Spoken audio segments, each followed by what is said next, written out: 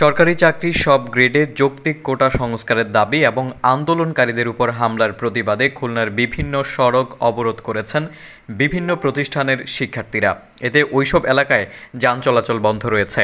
মঙ্গলবার সকাল 10:30টায় অবরোধে অংশ নিয়েছে সরকারি BL college, Haji Mohammad Mohsin college সহ বিভিন্ন কলেজের শিক্ষার্থীরা। এ সময় তারা বিভিন্ন কোটা বিরোধী স্লোগান দিতে থাকে। শিক্ষার্থীদের অবরোধের কারণে যানজটের সৃষ্টি হয়।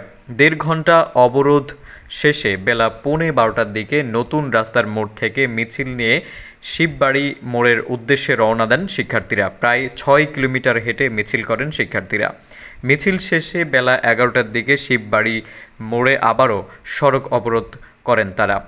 খুলনা বিশ্ববিদ্যালয়ের শিক্ষার্থীদের নিয়ে প্রধানমন্ত্রীর মন্তব্যের প্রতিবাদে বিক্ষোভ মিছিল ও সমাবেশ করেছেন। মঙ্গলবার দুপুর 12টায় খুবির হাদি চত্বর থেকে বিক্ষোভ মিছিল বের হয়।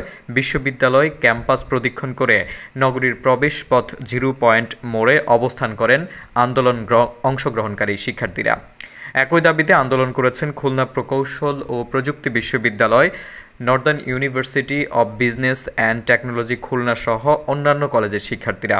এছাড়া মহানগরীর দৌলতপুর নতুন রাস্তার মোড় জাতীয় বিশ্ববিদ্যালয়ের বৈষম্য বিরোধী ছাত্র আন্দোলনের ব্যানারে বিক্ষোভ করেন শিক্ষার্থীরা।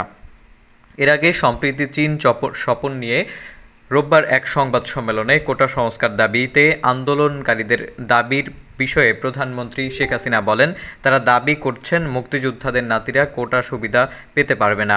আমার প্রশ্ন হচ্ছে, তাহলে কি রাজাকারের নাতিপুতিরা চাকরির ক্ষেত্রে কোটা সুবিধা পাবে? প্রধানমন্ত্রী এমন বক্তব্যে প্রতিক্রিয়ায় বিশ্ববিদ্যালয় সহ দেশের বেশ কয়েকটি শিক্ষা প্রতিষ্ঠান থেকে মধ্যরাতে বিক্ষোভ মিছিল বের করেন শিক্ষার্থীরা।